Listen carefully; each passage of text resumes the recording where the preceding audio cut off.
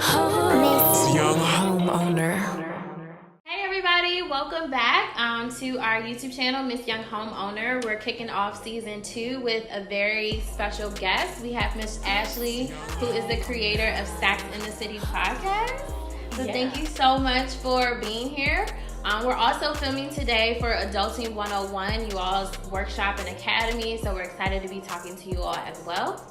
So thank you for joining us today. We're going to get all into who you are and all of your credentials. Oh, Lord. But before we do, just want to let you guys know what we're talking about today. Today we're going to be kind of going through the steps of the home buying process, all the way from finding a real estate agent to settlement.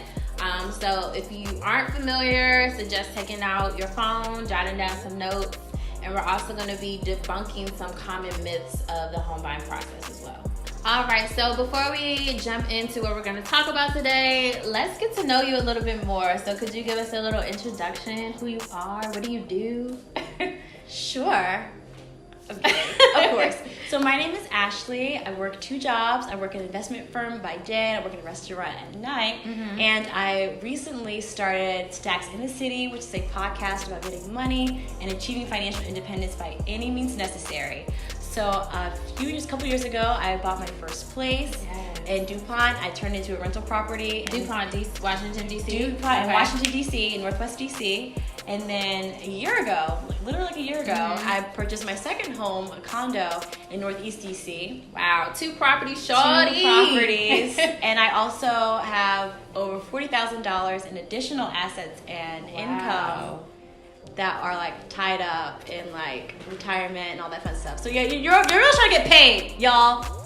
That is definitely her MO. Like the day I met her, she was I'm all about getting that coin. And I said, I need to keep you around. Oh my, Miss Young Homeowner stuff. So Ashley is well equipped to have this conversation and to help us walk through all the steps of the home buying process. Super excited. So the first step I think we can both agree on is before you do anything, before you go look at any house, you want to do a personal assessment, right? You gotta like sit down and write out where you want to live, what you want to do, what area you want to live in, and how much you can even afford. Exactly. I couldn't agree with you more. Some of y'all out here really think, y'all go buy a house and y'all ain't got no coins. Y'all live in paycheck to paycheck. It doesn't work that way. It does not. We're gonna talk about it a little bit later that you need to have some type of cash, liquid cash stashed away because the home buying process is not cheap. You do need money for down payments and for other hidden costs that we're gonna talk about. Yeah.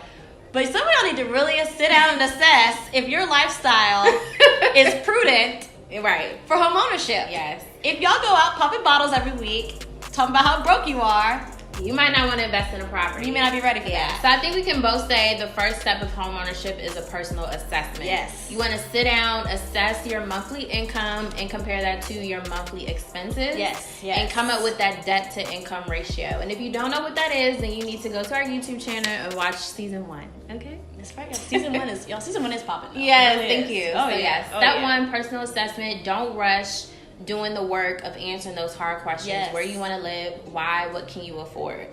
There we go. And then you can start going on Zillow. Right. But not yet. Right.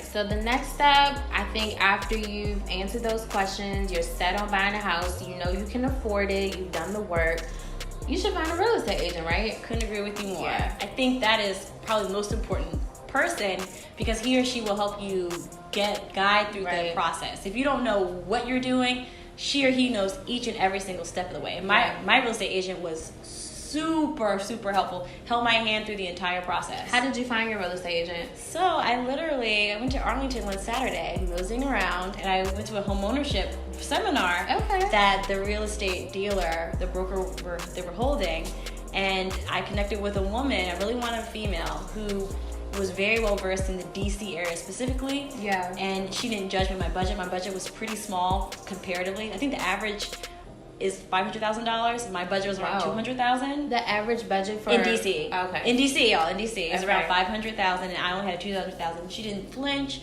We looked at homes. She was super, super helpful. And she made me feel comfortable in my decision. Because you Good. really want people to help you Right. say it's okay. Yeah. It is a big purchase. Yeah. You want a real estate agent that you can be comfortable with, that's not going to judge you Yes. for how much or how little you get pre-approved Or for. what you want. what you Yeah, don't. right. But you do want someone who's knowledgeable and isn't going to sell you a home that you know you're not going to be able to pay the mortgage Precisely. on. So, very important to get a real estate agent, and I think we would say that's step number 2 in the home buying Absolutely. process. Find you a good real estate agent. Yep. And if you don't know where to go, of course, Google. I will also ask around people who have bought homes if they were happy with their real estate or not.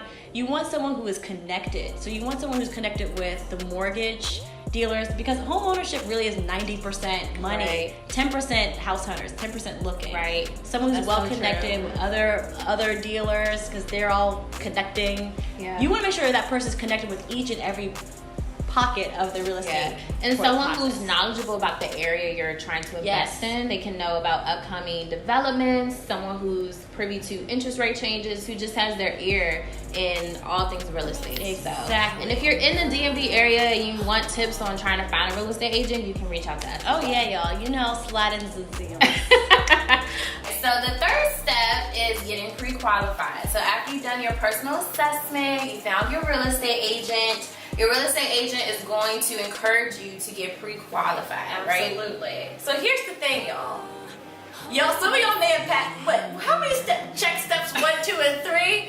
This can stop y'all. Yeah. Because this is really more of the initial financial transaction. Yeah. So part of this portion is really going to determine how much house you can afford. Yep. And they will give you that magic number before we start house hunting, which is the fun part. Yeah. So you need your W-2s, bank statements. What else do you need? They're gonna run a credit check to yeah. get your credit score. You're gonna need a lot of documents that they're Yeah, gonna ask you financial for. Proof of documents. income. Yes. You literally cannot bypass getting pre-qualified. It kind of is the real official start of your home buying Yes. process. And honestly, your real estate agent won't even take you out shopping for homes until you get that letter of pre-qualification. Yep. Because like Ashley said, that pre-qualification is going to give you the amount in which you can get a loan for. So if you get pre-qualified and the mortgage lender says you can afford a house of $200,000, then your real estate agent is going to find you homes in that price range. Exactly. So this is a very important step. So I would highly recommend getting all these documents together, even your ID, your social security number, as many financial documents as possible, student loan statements, because the more you have, the much easier and quicker this process goes. Yeah. Y'all, this part, I'm not gonna lie, it's tedious, but it is necessary. Yeah, it is. So if you're thinking about buying a house within the next 6 months or so, I would just make a file on your laptop. And then just go ahead and download this information and just have it available, like Ashley said. And once again, your real estate agent can put you in touch with the mortgage lender. That's what happened with me. And that mortgage lender is going to require these documents, run your credit, and give you that number for the amount of house you can afford or get a loan for. That's right. And then it rolls to the fun part. Yeah, shopping. I love shopping. Yes, shopping around for your house. Yes. This is definitely the most fun part. It is fun. So literally, you're just going around in your real estate car. Make sure you're not driving yourself because you're not burning your own gas. You just shopping for place. Yes, they better be. Oh yeah, they do that. They should be doing that for you. They should be driving around your house to pick you up. Like, yes, she did that for me. Anyway, I'm learning something new. yes. Anyway, so you just drive around in your price range and in the neighborhoods that you prefer, and you tour the homes. Yes. So after you get pre-approved, you're gonna give that pre-approval letter to your real estate agent. Your mortgage lender. Yes. And your real estate agent is gonna know what type of or the amount of house you can afford. So they're gonna pull houses and listings in that price range. And you guys have your real estate agent pick you up because apparently they're supposed to. Yes, they do. And then go shopping with your real estate agent. If you see something on Zillow or Redfin or whatever, you can send that to your real estate agent and go check them out after work on the weekend. Absolutely. And here's one insider tip though. This is why it's very important to have a really good real estate agent, because you want those who don't have the homes on Zillow or on Redfin. You want the ones who know stuff before they even go on the manufactured listing, the MSR, whatever it's called. Yeah. Y'all sorry. You want people who have that type of connection. Yes. Because that's when you can really get a fantastic deal on your home. Yes. And when you start shopping for homes, make sure you keep a list of what it is you want. Yes. Every home you go to, jot down what you liked about it, what you didn't, So at the end of the week or whatever, you can kind of recalibrate and figure out, okay, this was the one I want, and start narrowing down your list. Yes. Yeah. And it's particularly for my little low budget folk like me. Some of my first time homeowners are so picky. Yeah. You're too picky. Some of y'all really think y'all will have a 2-car garage, a boat, an RV, dishwasher, chill. But your budget is basura. Yeah. You gotta be humble. And we talked about this in season 1 too. Yeah. So. Hunker down the priorities, and you will definitely find a home that you will learn to love, for sure. So step 5 is when you're actually going to get pre-qualified. So at this point, you've done your personal assessment, you found your real estate agent, you've gotten your pre-approval letter, you've gone shopping. Yes. And let's say that you find the house of your dreams, you're like, I want that one. It's in your price range. You already know you've been pre-approved for this price. You're going to go ahead and get pre-qualified for the home, right? I can't talk on this one too much. This doesn't happen to me. Oh, really? No, well, so because the pre-approval just kind of happened, so then we're just making our offer. Oh, yeah. okay, So this part didn't happen to me, but I know it does. Yeah, so I guess it depends on the house, on who you're working with. Definitely. It depends on a lot, which is the home buying process in general. It has a lot of variables, but getting pre-approved is different than getting pre-qualified. Getting pre-approved kind of lets you know you can afford a $200,000 home. This is what the mortgage people are gonna give you a loan for, right? Mm-hmm. But when you get pre-approved, it's kind of like, this is the house that I want, and the mortgage lenders are saying, okay, this is the house you want, we're gonna approve you, or like qualify you, rather. I keep getting approved and qualified, but approved is first, and then getting qualified is second. Yes. Getting qualified is once you find the house that you want. You're letting them know, I want this house that costs X amount of dollars. Can I get a mortgage for this? Step number 6 is when you're actually making an offer for the house that you found and fell in love with. So during this process, it's basically like you declaring you want this house, you letting your real estate agent know, and communicating with the mortgage lender, or the seller rather. The seller. So in my case, I bought new construction, so I'm working with the people who built this neighborhood. Some people buy a house directly from somebody. Like if you were selling your house, I would be working with you as the buyer, and you're the seller. So during this stage, I'm letting my real estate agent know I want this house. I'm letting you know that I want your house. We come to some type of offer. If you're trying to sell it for X and I'm trying to buy it for Y, we come to middle ground. XY. And then during this step, I would pay you an earnest money deposit. So your earnest money deposit is kind of like a percentage of the payment of the house, and it's kind of me paying that to you to let you know that I'm serious about buying this house. This is me paying my money earnestly, and it goes into escrow, so that way if I end up not wanting to buy the house, or if you end up running away with my money, it's in escrow, so it's kind of like the safe place that we can't touch. Yeah, the money doesn't, so basically at this point, the money doesn't really belong to anyone yet. Right. You're basically throwing your coin up, let them know, I'm serious about this house. This is my bid, don't put it on the market no more, take it off. Exactly, but they're still not going to receive it because the deal has not been complete. Right. So it's kind of like a middle ground. Yeah. So yeah, your step 6 in this process is making your offer. So for me, so you negotiated directly with the new construction site. So did you get a price lowered or a price higher? There was little negotiation, which happens with new construction because it's the set price, set amount of homes being built in this neighborhood, and if you don't want it, millions of other people in their mind will. Got it. Versus if I'm working with you individually as a seller, I'm a buyer, more opportunity to negotiate if you're trying to get rid of a property. Yeah. So step 7, after you've made your offer, you've negotiated your price, you're going to work with your mortgage lender. Dun, dun, dun. Y'all, say it again. Oh, gosh. So this is literally, like I said, homeownership is way more of a financial process than it is actually looking. So you will work directly with the mortgage lender, not with your real estate agent, to go through all the financial pieces. Yes. Yeah, this part for me was a little overwhelming because I didn't know all the ins and outs of this process. But basically, once you've made your offer, you know the house you want to buy, you know what you're going to be paying for it. Your mortgage lender comes into play, and they're the institution or the people that are going to give you your mortgage loan. Actual physical loan. Yes. So nobody has $250,000 outright to pay for a house. So you finance it through your mortgage, monthly payments to pay the principal and interest of this house. Yeah. So working with your mortgage lender, they're going to ask for all those documents again. From so the when you pre-approval got process. your W-2s, proof of income, bank statements, run your credit. So between the time you get pre-qualified or pre-approved until this process, you don't want to like go buy a car. No. Or do anything drastic. Yo, you can barely get your hair done. Yeah. They will call you and ask. That is so true. So you spent $200. Someone? No, I'm not kidding. Yeah. At this date, where to go and why? Yep. Y'all, they are looking at your accounts. They are looking. Every so don't trace. do anything cray cray. Yeah. Just don't do it. Yeah. I remember that period. It was kind of a financial strain because I couldn't really use my credit card. Exactly. I mean, like for gas, yeah, but like I just was scared too. So during this time, they will run your credit again, making sure nothing is outlandish. They'll want to lock in your type of mortgage. So there are different types of mortgage that you can qualify for, whether it's 30-year or 15-year conventional, and we'll get more into that later. Another episode. That's a whole another thing. So the mortgage lender is going to determine the type of mortgage loan that you're going to have. They're going to lock you in for an interest rate. Yep. Your interest rate determines how much your monthly payments are going to be. So your interest rate is very, very important. The lower the better. Yeah. They're going to send you over an itemized list, which is basically like a list of all the stuff that you're going to be responsible for paying for. It's a very overwhelming sheet.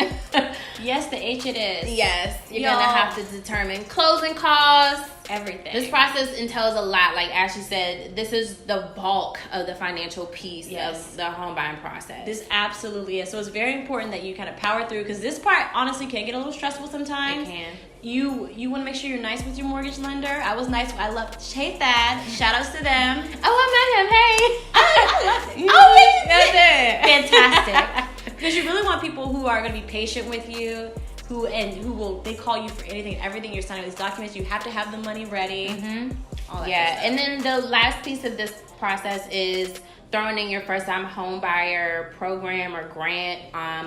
A lot of times if you're a first time home buyer, you'll qualify for programs, discounts, money towards your down payment or closing costs. So your mortgage lender is going to factor all that in too. That's right. So the next step is the underwriting process. Yes.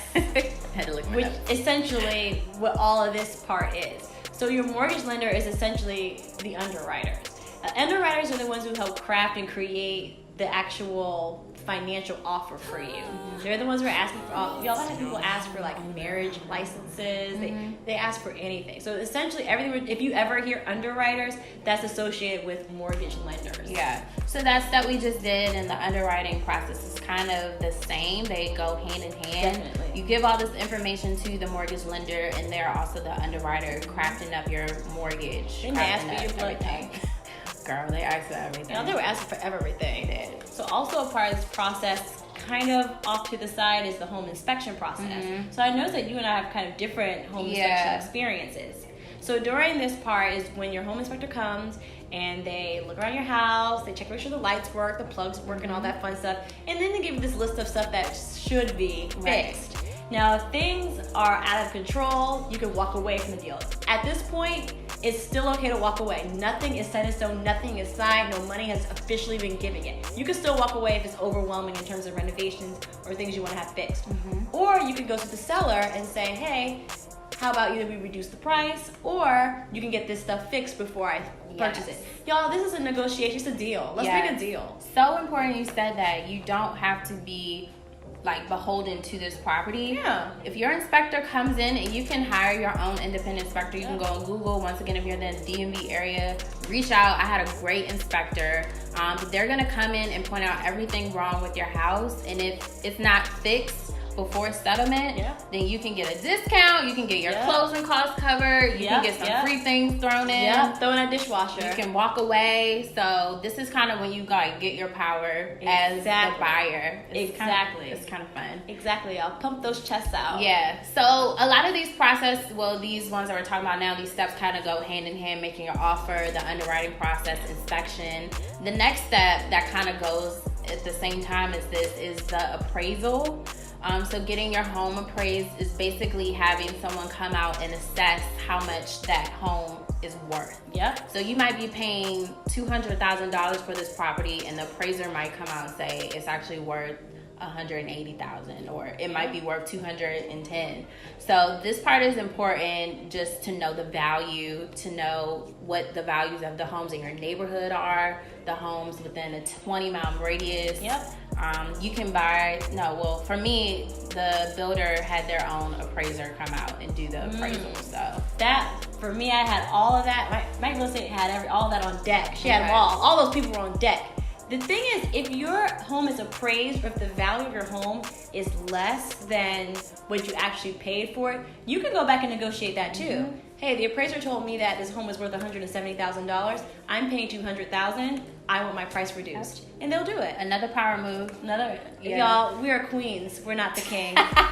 Checkmate. Yeah. So making an offer, the underwriting process, the inspection process, and the appraisal process kind of happens succinctly. Yes. But that home inspection and home appraisal part are really important in the negotiation price of your home, and having that power as a home buyer. Yes. So the last part. This is when you pop the bottles of champagne. Yes, y'all. Champagne poppy on Ziznet. Yes. So settlement is it's happy day. I literally remember my day of settlement. Oh, it was such a breath of fresh air. Y'all, you can edit this in.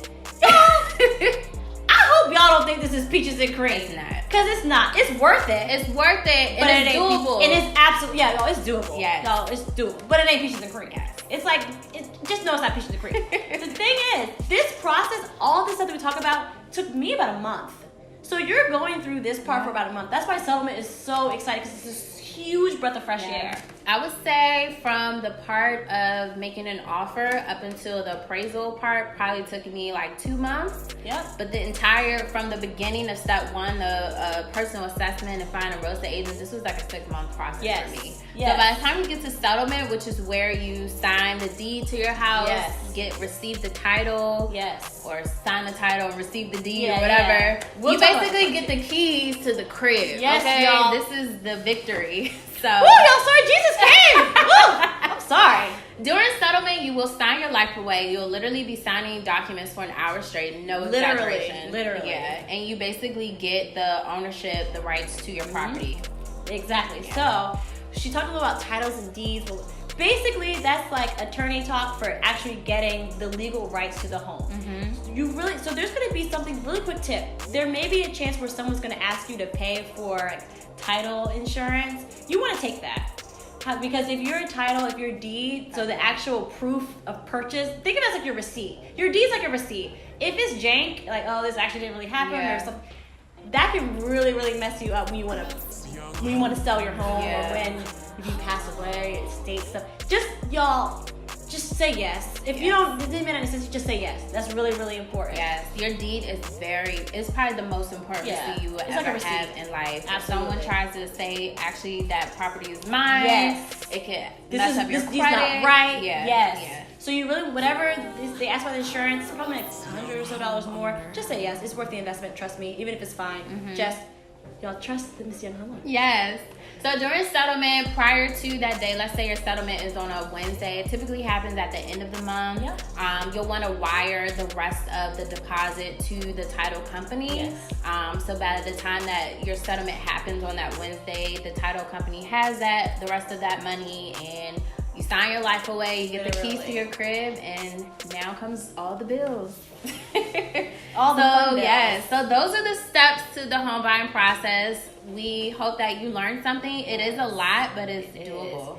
All right, well, thanks, Ashley, so much for joining us. Literally an honor, girl. Thank you. Honor being here. You guys, fabulous. I can't wait to hear about all your Miss Homeowners out there. We're going to have you come back. Make sure you all tune into her podcast, Stacks in the City. On Wednesday. Yes. Wednesday morning. Learn how to collect that coin. And make sure you check us out on our YouTube channel, Miss Young Homeowner. And thank you all for joining in. Bye. See ya.